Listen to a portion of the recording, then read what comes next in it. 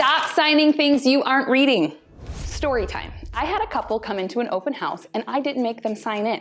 Now, there are some agents that do require it for safety purposes, but for me, I feel open houses are open to the public, so they don't have to sign anything or sign in if they want to visit my open house. We're chatting and they said they just usually rent for the winter, but were really considering possibly buying. I said, great, I'd love to sit down with you for a true buyer's consultation. This is where we sit down and go over all the details and kind of discuss what they're looking for and how the steps work.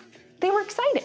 Then I asked, well, are you working with any other agents? And they said, no, only the ones at open houses. But we did have to sign some paperwork when we entered into the open house. And I was like, wait, what? Tell me more.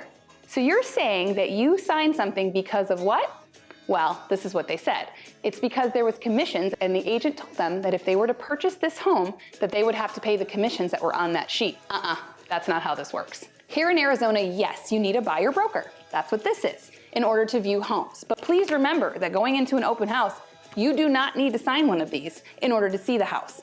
You can look at the house, it is open to the public. I think the most important thing that you need to remember when you are touring homes with an agent is that you sit down beforehand and properly review this document. It goes over everything. It is like an employment contract for you and your agent. And that way, there's nothing that hasn't been discussed, and there's no little special things at the end that might get thrown in that you didn't know about. Something else to remember is that if you sign one of these, even if you don't work with the agent, and depending on how long it is, you're gonna have to pay that agent whether they find you the house or not.